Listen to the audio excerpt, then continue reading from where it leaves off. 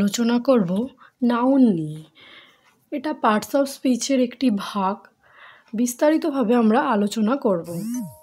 তাহলে চলুন ভিডিওটি শুরু করা যাক।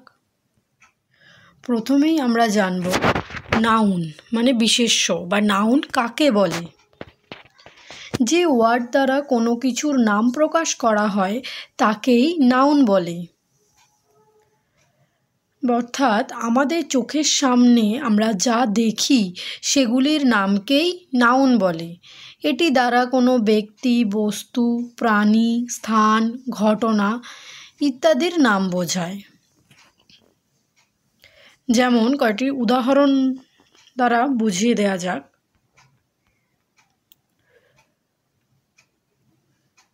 Karim does not like to go to school. এখানে করিম একজনের নাম বুঝিয়েছে বলে আমরা নাউন ফর্মটা ব্যবহার করেছি। Kuwait is a Muslim country. Kuwait এটি একটি স্থান বা জায়গার নাম, সেক্ষেত্রেও আমরা নাউন ব্যবহার করি। Diamond is a very valuable. Diamond is very valuable, এটি একটি বস্তু বোঝাচ্ছে, সেক্ষেত্রেও আমরা নাউন ব্যবহার করেছি। নাউনের প্রকারভেদ। নাউনকে আমরা 8 ভাগে ভাগ করি। যেমন proper noun, common noun, collective noun, material noun, concrete noun, countable noun, non countable noun, abstract noun. এই 8টি ভাগে নাউনকে আমরা ভাগ করি। এরপর আমরা আলোচনা করব প্রপার নাউন নিয়ে। প্রপার নাউন নামবাচক বিশেষ্য। যে নাউন দ্বারা কোনো নির্দিষ্ট ব্যক্তি, বস্তু, স্থান, প্রাণী, দিন, মাস ইত্যাদির নাম বোঝায় তাকে প্রপার নাউন বলে। যেমন রোহিত, কলকাতা, ডিসেম্বর, দিল্লি ইত্যাদি বোঝাতে আমরা প্রপার নাউনকে ব্যবহার করি। উদাহরণ হলো I like the story of Shakespeare. I like the story of Shakespeare. We plan to visit Mumbai. We plan to visit Mumbai. Mumbai একটা জায়গার নাম বুঝিয়েছে, সেক্ষেত্রে আমরা প্রপার নাউনকে ব্যবহার করেছি। Have you ever seen the Taj Mahal? Have you ever seen the Taj Mahal? Common noun জাতিবাচক বিশেষ্য। যে নাউন দ্বারা কোনো ব্যক্তি বা বস্তুকে না বুঝিয়ে সাধারণত জাতিগত নাম বোঝায় তাকে কমন নাউন বলে। তাহলে যে নাউন দ্বারা কোনো ব্যক্তি বা বস্তুকে না বুঝিয়ে সাধারণ জাতিগত নাম বোঝায় তাকে কমন নাউন বলে। যেমন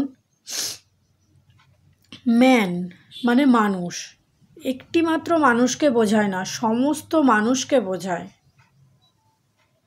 বুক মানে বই, কোনো নির্দিষ্ট বইকে বোঝাচ্ছে না, প্রত্যেক বইকে বোঝায়, সেক্ষেত্রে আমরা কমন নাউন ব্যবহার করি। এরপর আলোচনা করব কালেকটিভ নাউন বা সমষ্টিবাচক বিশেষ্য।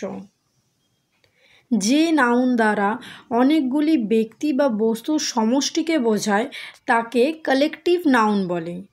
তাহলে যে নাউন দ্বারা অনেকগুলো ব্যক্তি বা বস্তুর সমষ্টিকে বোঝায় তাকে কালেকটিভ নাউন বলে। যেমন আর্মি মানে একজন সৈন্য নয়, একটি দলকে বোঝায়, মানে একটি দলের সমষ্টিকে বোঝাচ্ছে। টিম মানে দল, কর্মরত কোনো দলকে বোঝায়, একত্রিত অনেকগুলো মানুষকে নিয়ে একটা দল তৈরি হয়। এই বস্তুর সমষ্টি, ব্যক্তি বা বস্তুর সমষ্টি বোঝায় যখন, তখন কালেকটিভ নাউন ব্যবহার করা হয়। ম্যাটেরিয়াল নাউন বস্তুবাচক বিশেষ্য। যে মেটেরিয়াল বা পদার্থ দিয়ে কোনো জিনিস তৈরি হয় তাকে মেটেরিয়াল নাউন বলে। যে মেটেরিয়াল বা পদার্থ দিয়ে কোনো জিনিস তৈরি হয় তাকে মেটেরিয়াল নাউন বলে। যেমন উড, গোল্ড, ওয়াটার, অয়েল ইত্যাদি, এটি এক একটি পদার্থ বা মেটেরিয়াল। এক্ষেত্রে আমরা মেটেরিয়াল নাউন ব্যবহার করি। এরপর আমরা আলোচনা করব অ্যাবস্ট্রাক্ট নাউন বা গুণবাচক বিশেষ্য।